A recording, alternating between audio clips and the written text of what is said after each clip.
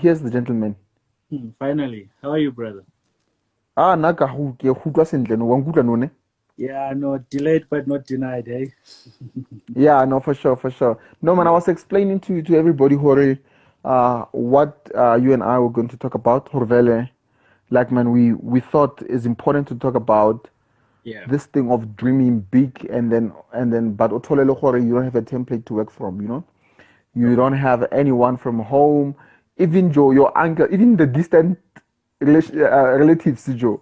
Yeah, There's none. Oilong Horvel, like he has done, he has done things that you are aspiring to do, you know.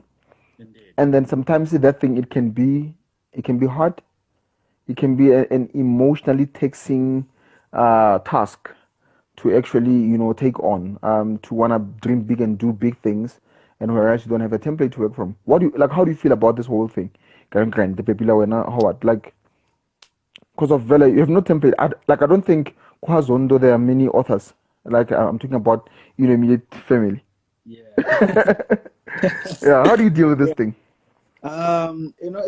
It's a very um personal thing also. Also just depending on where or rather what is the perspective of an Yeah. individual first. Um Yes, my because brother. one thing I've learned to come and realize is that the current generation that being Hmm. especially we as we are called the millennials is that on um we are not only just the first ones, but we are also, I think, the chosen ones, and for that Yeah. purpose, we are given Hmm. opportunities that I feel for me was not granted before. There's a speech by Martin Luther King where he said, "If you are going to sweep streets, sweep them so well, just like Yeah. Yeah. um, Yeah. what you call, just I like remember that. great people do their thing, Mm. Just and." just like a Picasso will paint his paint. Yeah. That's the one. That's the one. So Yeah. I remember that. has indeed always been the drive in terms of in all that we do, especially when people listen and see the kind of work that we're doing. We're not saying that everybody should now wake up and write a book, everybody should start a business, everybody should do all Mm. this extraordinary thing. But what we are Mm. hoping for is that each of us can really contribute to society with the very little things that we are given. If, for instance, your passion is indeed, for instance, working at a retail company, do it Yeah. so well that when I, as a customer, come and buy to you, I feel that this person is doing what they are called to do, what they love doing. Because I mean, the world would be again Yeah. if all of us were speakers, for example, if all of us No, were for sure. writers and all those things. So the Mm. whole narrative on how does then one build or create a template, for me, I think it needs to start from understanding in terms of what is it exactly that you are called to do. Because one, there's no template indeed that has been set for most of us. And even when we would say, for example, Khataban or Hazondo, there's never been an individual to do this. But we should also be very mindful that even those that we see today as though they have created these templates of life, they also started from the bottom, like you and I. Mm. Everybody started where they were with what they had. And then Mm. it was about how then do I build this thing to Mm. last even the generation to come? Yeah. So the Yeah. narrative shouldn't also or not be listen man, just because I'm from Ekasi and then because I'm from Ekasi, then that means I just gotta do small things, Mvulis Paza, then that's it. The thinking about it also, it really needs Yeah. to be challenged. That fine, if you wanna run Ispaza, run it so well that even when you're gonna have your own kids, they can honestly what you call build from that Spaza job, build something else on top of that. Mm. And that is what I think throughout this, Mm. 45 minutes max, we'll be trying to Yeah. dive in. And I'm also Mm. interested in knowing, with the great strides that you've made for yourself, you've touched both individuals, you've touched both organization. What would you say is the Yeah. underlying factor that has not been addressed in terms of how then do I build or start from zero? Mm. Yeah, and I think to answer you then, I'll answer you by using a point that you made, Howard. You made a very, very, very, very important point. You said that you must first do what you are called for. You must know what you are called for. That I think is the foundation of everything. Yeah. Because of when you know what you are called for, whatever that has called you to do, whatever it is, then it will summon itself to guide you through the path and then through the journey. Because of it has called you for something, then if it called you for something, then it will guide you through it. Mm. So the problem now it is that now what we are doing it is that we are looking for templates in the wrong place. Remember, like a template is nothing else. Like a template is a skeleton of how something should actually look like, and Sure. then a skeleton does not have meat and then sinew and nerves and then veins and stuff. No, it's a Agree. skeleton. So you cannot almost always tell. You can always kind of like tell the height. You can tell the structure of the thing by the skeleton, but you cannot tell the details of the Mm. thing from the skeleton. Mm. You know what I mean? So Yeah. then the reason why I was talking about the template, I'm talking about a template from a spiritual sense of things. What we need to realize it is that our ancestors left like they left pieces and bits of themselves in our DNA. You know, Yeah. so so who we are. Okay, I actually have to read those questions. So then, Yeah. so who we are, Yeah. who we are can also be found out from the trace of who we were through our parents, our grandparents, great grandparents. So remember, like what I always tell people is that your DNA is it's memory. It's Mm. not like it's other things, yes, but it's also memory, meaning that it has a memory of time. It tells Mm. you what was, and then you are here to can reveal what it can be. So through your ancestors, we know what it was, but through you, we can now unravel what it can be. So now you're talking about you must know what we are called for. If you know what you are called for, I promise you, even in organizations, like I'll get a call to come and talk to a team of maybe 12 or whatever number it is. I Mm. remember, yeah, actually, like let me use this example. I remember I was called to come speak with the Department of Health 2 years ago. Yes. Yeah, I remember that. So then, yeah, so then as I was there, as I was speaking there, then I was speaking with different people, like from different divisions of the hospital or of the department, right? And then I wrote a speech, and when I got there, the situation was different, and Sure. I saw the morale was down, certain things were not okay.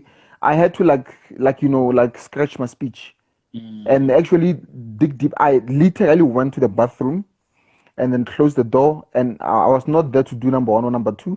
I went there to actually like sit down and say, God, you let me hear. And then I see your people are hungry to hear something that can move them. What should Yeah. I say to them? Oh, yeah, that is so And profound. Yeah. like you know what I mean. And I stepped out of that bathroom and went and then delivered like one of the deliveries that I would say like were the best, in my opinion. So what I'm trying to say is that I realized what I was called for, and then the very power that called me for that guided me through that process. Hence, that day happened the way it happened. Mm. So yeah. So to answer you, my brother, I would say that like the answer to that is exactly what you said. We should know. Maybe the question should be, how do we know what we're called for? Somebody said something here. I think like before I can let you have a piece of it. Someone say, how do you know what you're called for? Exactly, and that's Mm. the question that we say. So I think Howard, you can take that on, like from your experience, and I'll share my experience as well. Yeah. So I think also there was also How do a you identify your calling? Like, yeah. yeah, it's like the same thing. How do you know what you're called for? That's Robert Maginta. And Kakla would say, how do you identify your calling? It's the same question. It's the same thing actually. Yeah, or how do you respond to it? So here, this is what my experience has had taught me, especially when it Yes, comes sir. to the subject of calling, the subject of Yes, sir. purpose and all those things. I've finally got to learn that what we are looking for is something that was already, in a way, a part of us, and something that was already sort of embedded either to our personal identity as individuals or to our Yeah. struggles. Now, this question Yeah. comes a lot of times, especially, given the work that we do and what people ask. And this is where I've finally, in a way, be confident enough to say this is, Yeah. I believe, is the way. First thing that happens, Mm. one, purpose is found through our sufferings, through the struggles, in a sense that Man, ah, each of preach us that one. were Please preach given, that one.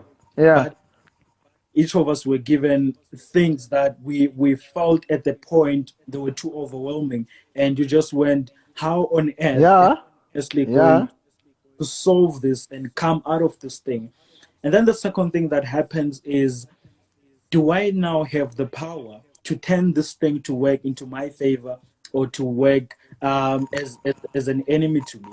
And now, so many people will then, for instance, go out looking for content in Mm. terms of find your purpose, go after your calling. Sure. And then someone meets Sure. a great, they clap hands, you go home, you don't know where to start.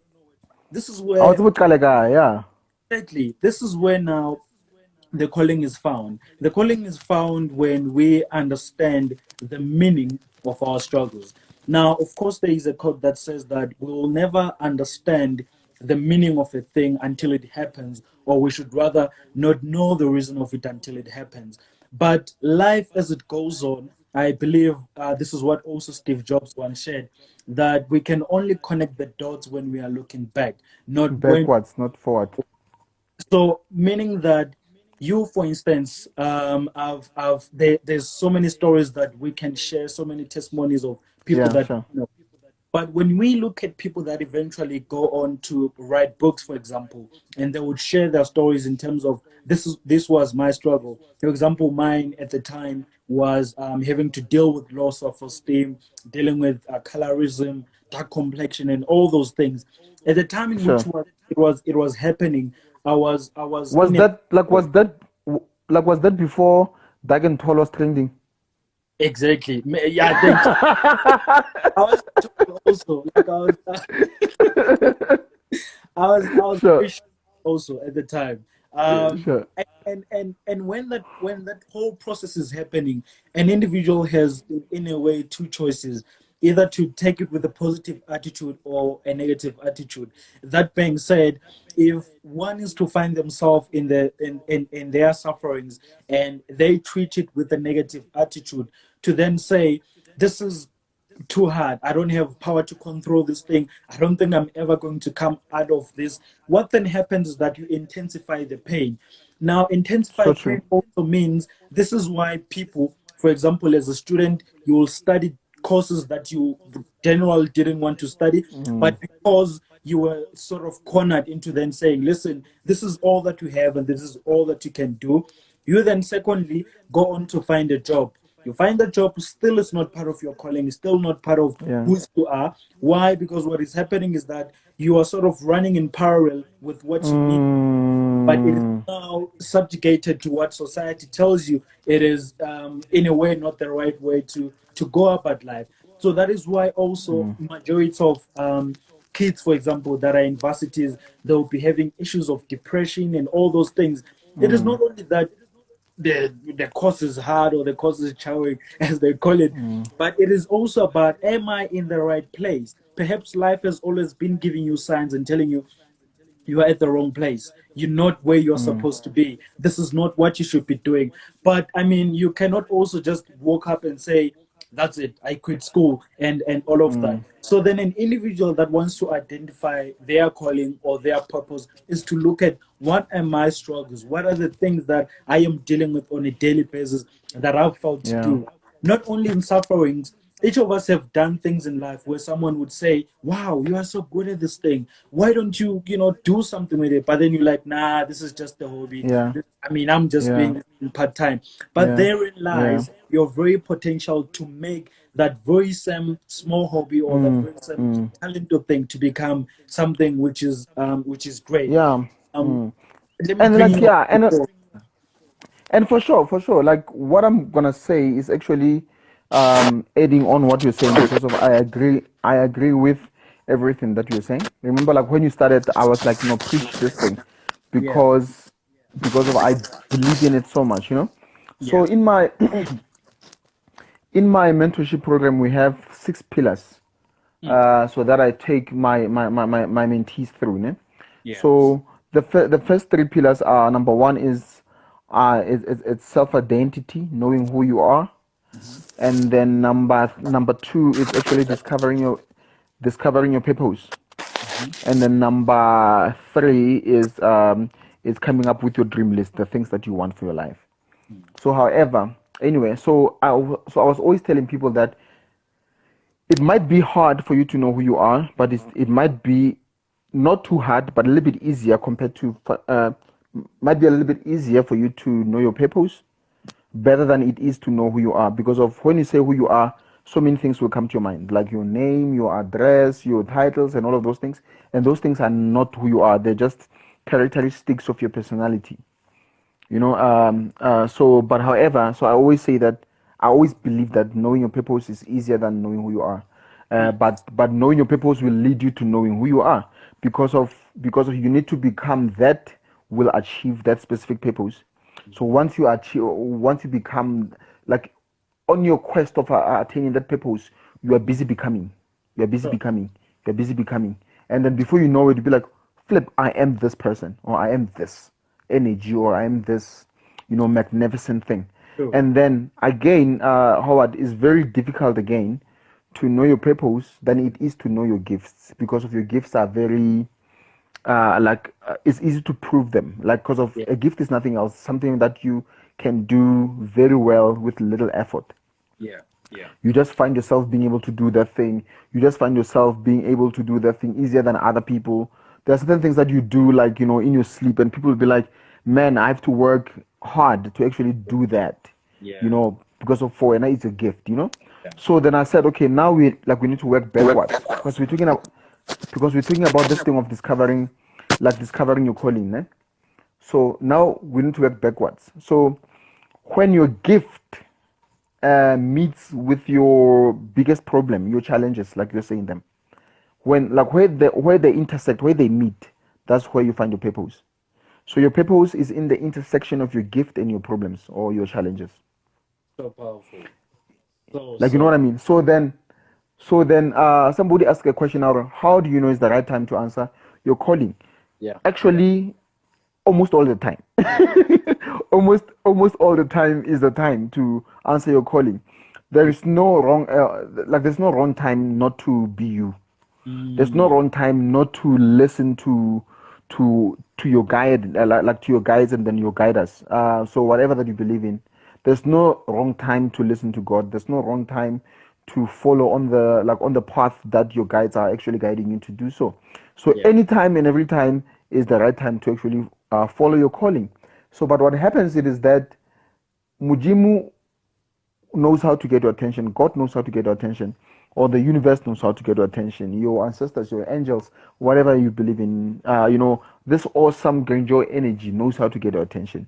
And Mm. then what it does is that it will intensify the things that worry you, so that you have no choice but to do something about them. And then you doing something about them is you digging deep within you, and then finding the resources to actually fight or wrestle that specific problem that you find. And then you find out that that wrestling match is actually the purpose.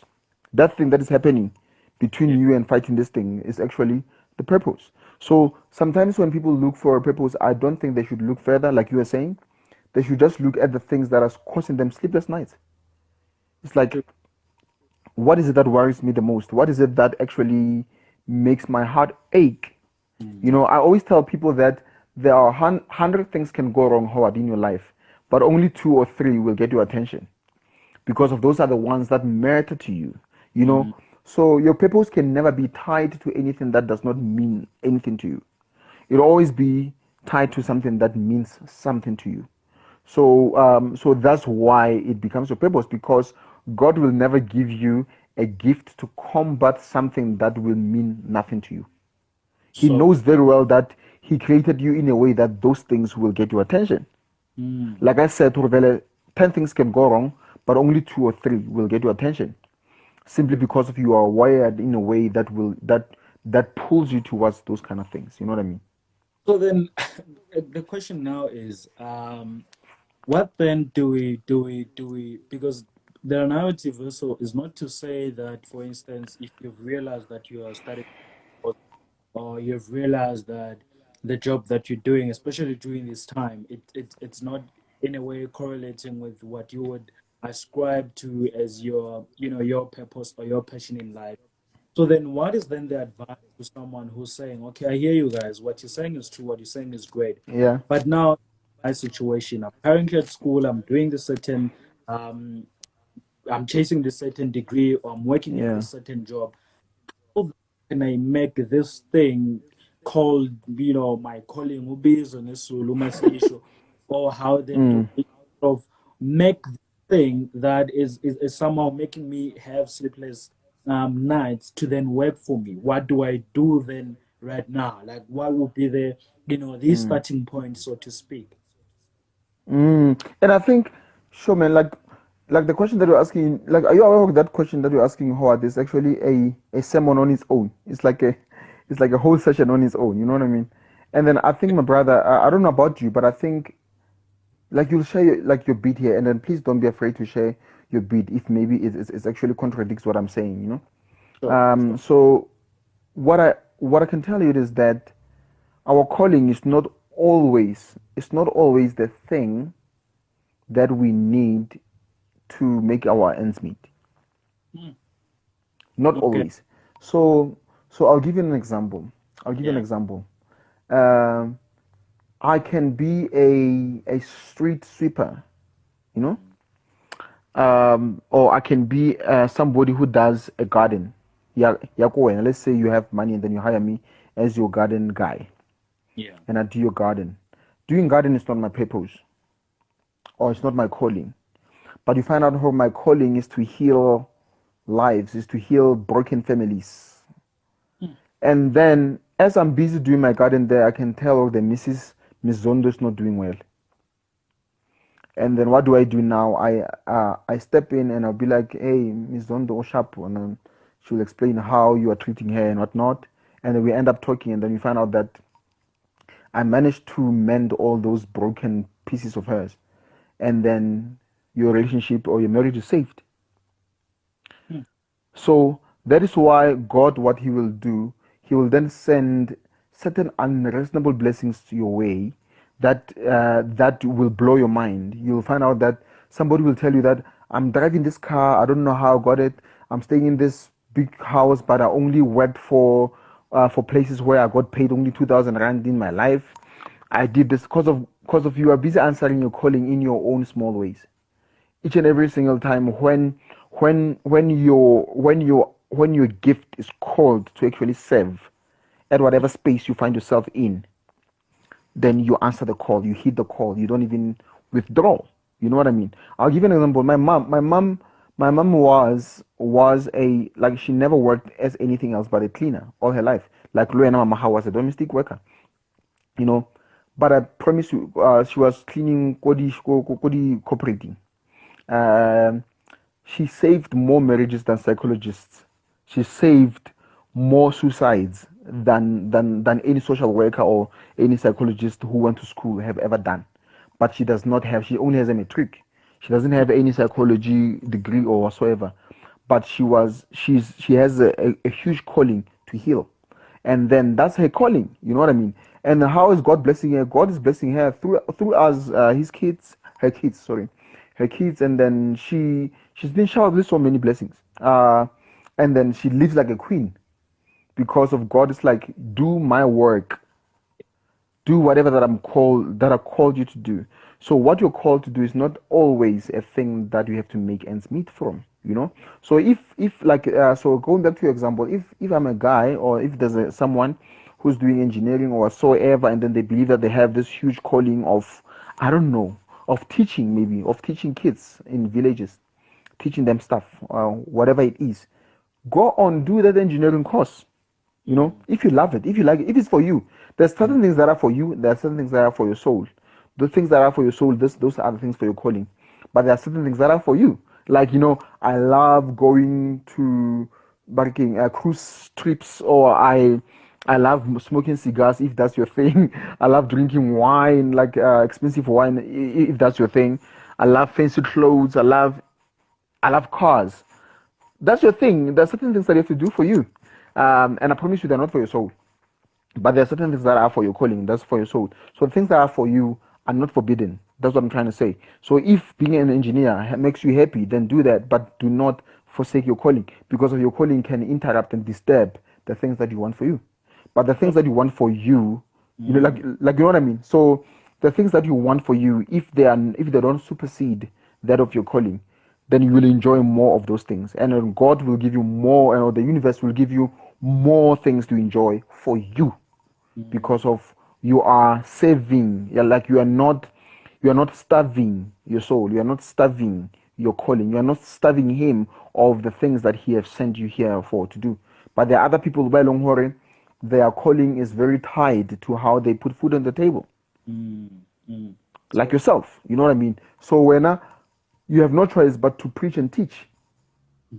So through your books, through your lectures, through your the courses that you put online, through the radio interviews that you always have, like when you fly, like when you go to Australia and do all of those things. Was it Australia, Netherlands? I think you went to Netherlands. So when you go there and do all of those things, that's unfortunately that's how you're going to put food on the table. Your gift is actually directly linked to your to how you put food on the table. You know what I mm, mean? yeah, this is this is too profound. This is too Sure. profound. On Swara, ne? So, Yeah, but but how are you wrestling with it? Have you picked up Horvelo when your calling is linked to your to the source of your source of bargaining, to the source of how you make ends meet? yeah. Have you So, figured that one out, or do you think there's other ways that you're gonna make your millions?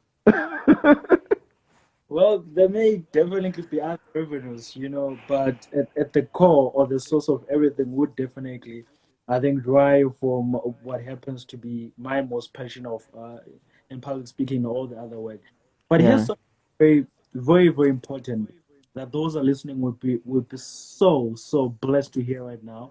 yeah, Uh, if you've been to the events where I speak live, I always love to say whenever I speak, I wish somehow I could invent an injection that each time I speak, I can just inject you so that whatever that I say, firstly, flows in your dream, it becomes part of your DNA. In that way, it helps you just.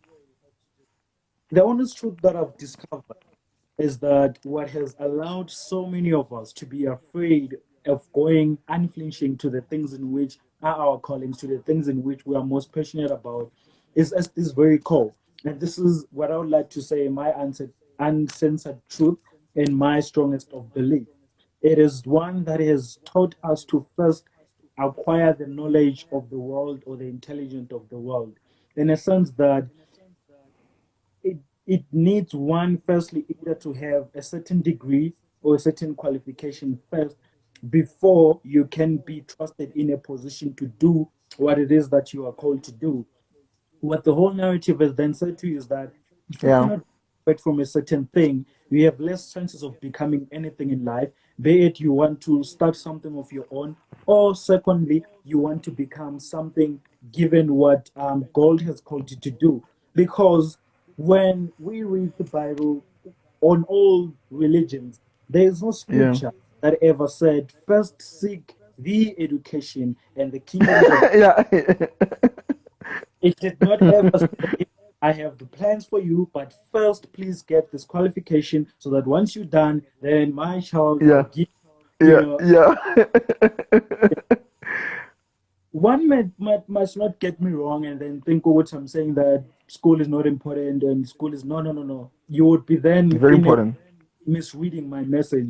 What I'm basically saying is that once one has then found the calling in which is in line with their life and purpose, having had the privilege and the platform to be invited in places where one would sort of need a qualification before they're invited to speak. I remember Mm. one time, so there's a lady who was, I think she was the marketing personnel of the event, right? So they send an email. They're like, I was speaking to Mr. Zondo. They go through the Yeah. inquiries. So good. And then at the day of the event, so here then I come. They're like, we're looking for Howard Zondo. Are you sure you're Howard Zondo? I'm like, yeah. Yeah, banyak kan Mr. Zondo. They're looking for Mr. Yeah. Even the lady goes, but no, man, I think You no. look too young.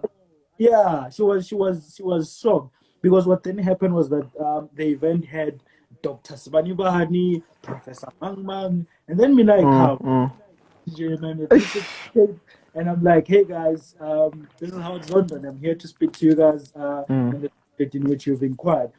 That whole thing taught me that the world is in a way just in denial of knowing that this is the time in which gifted individuals, especially those that are going after their callings, will not be stopped and will not be limited to having acquired a certain qualification or a certain degree. Because majority of our young people, those that have many dreams and all of that thing, it is also in its very fear that, but then I cannot just, leave school or just quit the job.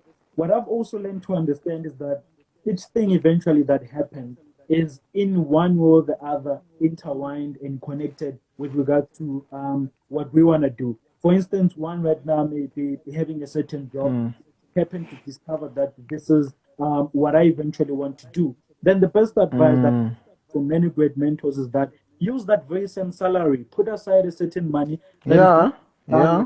once you quit the job, use that money sort of fund yourself. Why? Because we do not want to just pretend as though once you find your calling, then you are immune to the demands of life. Yeah. Those Yes. all those things. So use That's very that important, eh? Very important, very important what you're saying. exactly. Use that salary to fund your passion, whatever that you're passionate about. Student today, your university, you're doing your matric, you now have a choice to then decide, fine, I'm studying engineering, for example, but my passion is not necessarily to become an engineer. Perhaps you want to develop your own software. What you then do is, how do I use the very same experience that I've gained through my course to make it work for me? Because another important subject of which we wouldn't necessarily want to get into is that the qualification in which an individual holds at the end of a certain degree, it only trains you to become, not in a bad way, but you become a good tool, a tool that is reusable and usable to A somebody. resource for the yeah, for sure. Because And of that's what the education is about. It's about shaping you to be the tool that can be fit for that specific whatever problem that they want to fix with with that education. You know what I mean? So yeah, Norman, I agree with you 100%. And then just to interject, because of I might forget to make this point. sure. My I have three mentors, ne? Three different mentors. I have a couple of them, but I want to talk about specifically these three. Mentor number one, he was the then president of ALA, African Leadership Academy. I remember you went to make a Wow. speech there. Yeah. Hence, like that's how I became a mentor, go ALA, and also became one of the board members of their school enterprises. Mm, So my mentor, Frank, ne? mm. Frank was my mentor. He was the vice president of ALA, but he left now. Now he's a CEO of this other organization. He's a continental organization. This guy, he's a veterinary doctor. Mm. What he's doing has nothing to do with being a vet. Sure. Yeah. He has nothing to do with being a vet. But however, he made his success on building businesses, building NGOs, right? Dr. Frank Aswani. I think people know her because I see somebody's talking about ALA here. So one of my mentors. So one of the things that he taught me was that keep on reinventing yourself. Don't be limited by your qualification.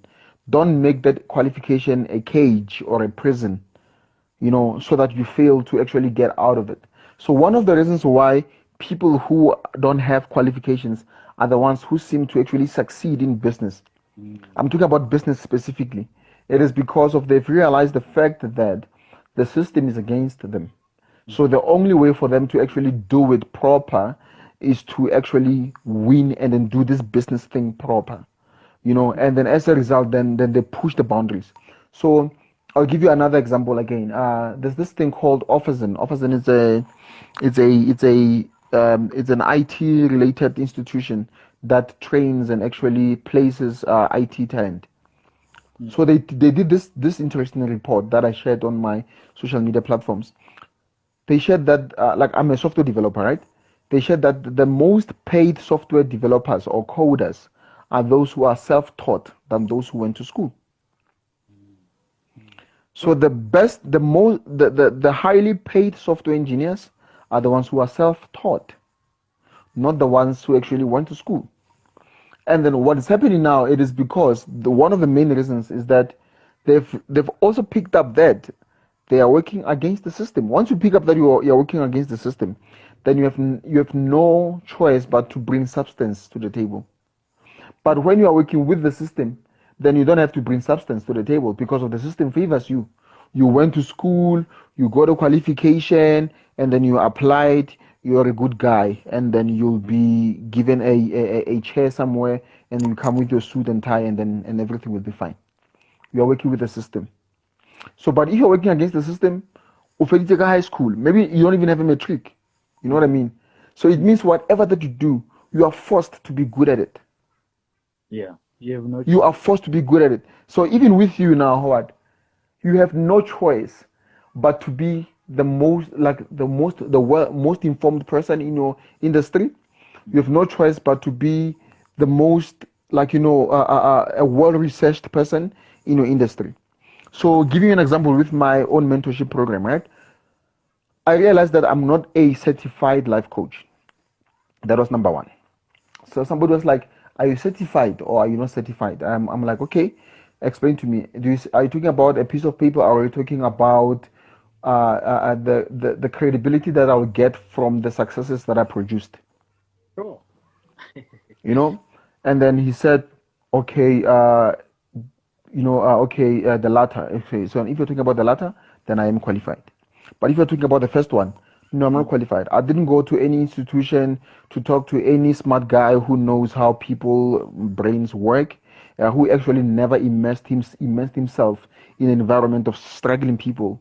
Get it wrong, try it again, get it wrong again, try it again, get it wrong again, until he comes out right out of it." So one of the reasons why I did my mentorship program was the fact that I realized that I'm working against the system. I don't have like lucrative accolades to be a.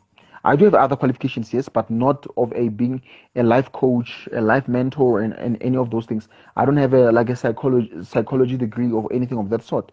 So since I was working against the system, then I had no choice but to make sure that I am good at what I do and I do it proper. I investigate more, I research more, I go in depth, so that when they ask me, "Are you qualified?" I'm like, "Okay, I have 100 people who can answer that question for you." Yeah. You know what I mean? That is so profound, and I think also, the Yeah. message really here is really on that life in itself. There's a great they called he was writing science and fiction at the time. Mm-hmm. Isaac, I can't pronounce his name properly, but he was one of the very first people to speak about the importance of self education, because in his studies he was saying that one of also prior to what you've already mentioned was that self education Yeah. gives the individual an ability to learn and also to try and fail and then come up with results out of that. Whereas education in it Yes. about going to school and just be in class, as we have spoken about how it's the purpose is just to make you to be a sharp tool. He was referring to Hmm. how why most individuals that are self-educated will be the most disruptive in terms of what they do in life, given the reason that So true. So true. they invest more time in learning what they want to learn, and they make enough mistakes so that by the time in which they reach a peak point where everybody's now starting to notice what they do, they have already years and piles and tons of experience. As many would know, the book by Michael Gladwell, the 10,000 hour theory, where he was Oh yeah. what every great individual, in a way, needs to have the template of saying, these are my 10,000 hours. These are the hours that I've spent mastering my craft. So, hence, we would say that uh, Mm, themselves by just saying, hey, man, I don't have a certain qualification in this, a certain what's or not. It's one thing to put into place that, yes, individuals are to be accountable for if they are to, for instance, join your program and learn from it. But on top of that, besides not what you do not have, are you able to say that I've produced enough result? And in what you have done yourself, are you enough credible record to say, hey man, this is my track record, this is what I've been doing yeah. past 7 years, this is what I at least guarantee. So hence Yes. perspective is also about investing more in yourself. And through that, as you've been mentioning, that once you've invested enough on yourself, learning all those things, putting in the trial and error, you are in a better position of even doing things better than anyone. Unlike when we get to be in the same class, we learn the same thing, we're obviously going to come up the same. But when Sure, sure. I path and be like, this is where I want to go and this is what I would like to do, then Mm, you then need to make sure that you, when trusted with the chance, you perform at your best. It doesn't mean one has to be perfect, but it means that one has to show that indeed what they have been able to do is worth, worth the mm. knowledge. Because another thing, for instance, that I personally picked up was when people will read my book, qualified people that would have all the cum laudes and whatnot, and then someone would Yeah. say, this indeed may not be, academically approved or be, in a way, be what one would put in the shelf of, categorize it in psychology and what.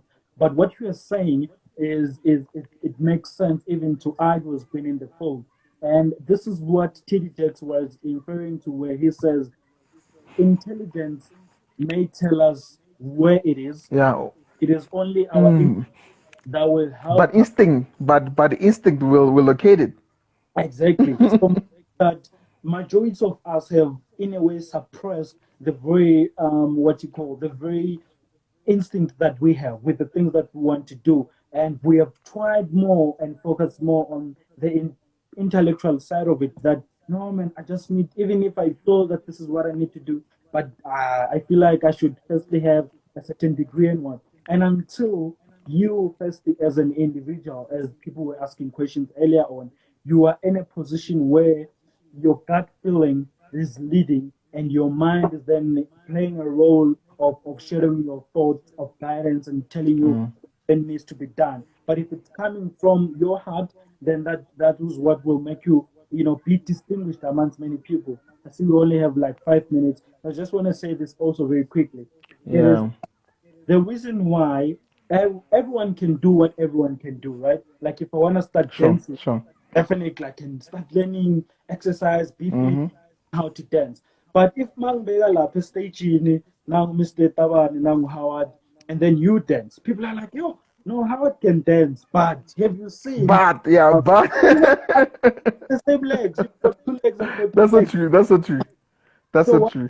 legs be in a way seen to people as though they are more, blessed or they are more powerful than yours? It is because the individual who does it with gut feeling is in a better standing in a way that when you perform, it is not my intelligence. It is I also love that. connecting to the power and the innate ability that I'm given with an individual. So this is what would also people would call it. This is what separates one from the 97%, or this is what makes I love the that. percent. It is the individuals that are first led by Mm. intuition in terms of this is my gut feeling, this is what I feel I need to do. Then Yeah. it was then put in the hard work, research, Mm. mentors, person. Before, All these nice things come after, but at the core needs to come from your intuition. no, without a doubt, without a doubt. And then because of what you're talking about, because of what you just said, it propels me to ask you this question. Yeah. How do you deal with being with praise and applause? Um, so one thing How do I've you receive it? How does it Yeah, make you feel? Like you've done something, and then people come to you and say, "Well done, that's amazing, great job, oh, great book." How do those things make you feel? I would honestly say this rather dates back from when I was as young as 15. Yeah, In a sense that for me, applause and congratulatory message have never, in a way, reflected my ability. In the sense that I've never been in a point I where get you. I if get I you. You congratulations don't judge like you don't judge your capabilities based on how you are applauded. I get you. narrative that we do not do things for the people with whom we think we are doing it for, in a sense that there's you would get to an event where you speak, then many people would come to you and say, wow man, this was great, this was fantastic. But my own intention and my own goal is to reach the individual who will never have the confidence to reach me, but still walk out I of see. that differently and actually tell other people, in a sense that it is not the amount of like, for example, when you put out a video and it's only one like, perhaps that is the only individual Mm, supposed to receive that message. So, as the narrative and the letter would say that, do not seek the applause of men, but always praise God. That for me has always been the thing, and hence I majority see. I see.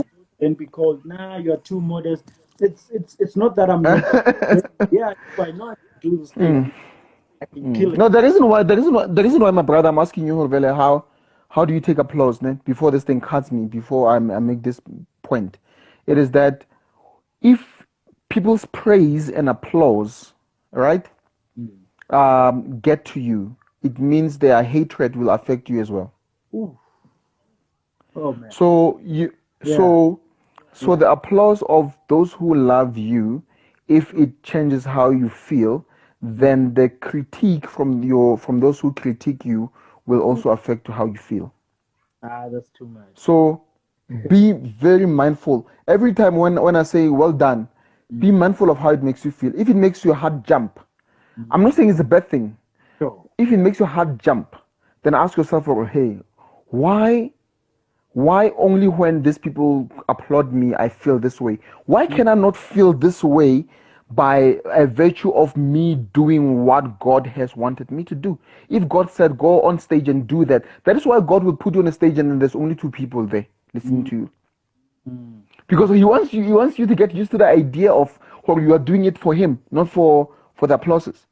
That's Yeah. the reason why you will say something that is very profound, and no one will actually give it attention. Or even a mere like whatever. Yeah. Yeah, whatever, you know what I mean? Because of he's trying to teach you that Mm. preach, my son, just preach, just Mm. plant whatever that I'm giving you, just plant, keep on planting. Get to the thing of being excited by the idea of doing what I tell you to do. Not be excited by the idea of being applauded by other people. Because of once you get swamped by that, it means but their hatred will also affect you deeply. So their So hatred will won't even touch you yeah. if their applause is not even affecting you. Sure. And I was sharing something on Twitter as well, where I said, Woodsie, we are living in times where people will firstly look at the number of your followers, then initial make a judgment in terms of, are you worth listening, or are you worth Yes. being heard, or whatever. And that is also the biggest trap that I've seen with Yeah. majority of people that are emerging. That it's about, hey man, let's do something that's gonna Yes. make us go viral, or let's get 1,000 likes, or let's get it. So what really Yeah. is to judge the impact based on the numbers, and not looking at the essence in which, why exactly do we do the things that we're Do doing. that. Because that means, for instance, on this live video, if we were to judge the power of this message by saying, but if it's less than 100 people that viewed, then that means our message was not enough. Or, it's Yeah. someone who's listening right now would definitely say, no, no, no, that it's not like that. So I think it's also about Mm, understanding, where you are placed and what you are supposed to do, given the so time and the true. platform in which you are, and not look at what the world has normalized as a way of impact. Because right now it's all about get a certain followers, make a trend and what's or not. And what Mm, that has done is that it is belittled or stopped many of other people that, for example, put out content and then someone gives up. I'm like, why? They're like, but there's only 5 people listening. Yes, those are your 5 people. Yeah. God gave Those are 5 people. each of us an audience in all that we do. Oh man. But we make the mistake of looking at other people's Yeah. audiences, then we belittle our own audiences, the 2 people that are present and listening, and then we start That's to say, true. but it could have been 2,000. Howard, I have to cut you. I have to cut you. It says 10 minutes. You know what? Let's end this live and then ask people to log on the next live that I'm gonna do now, so that